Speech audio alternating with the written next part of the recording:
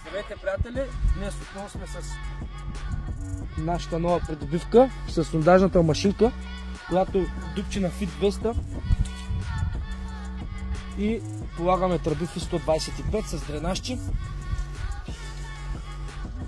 Отново сме в село Кардам, област Търговище, община Попово.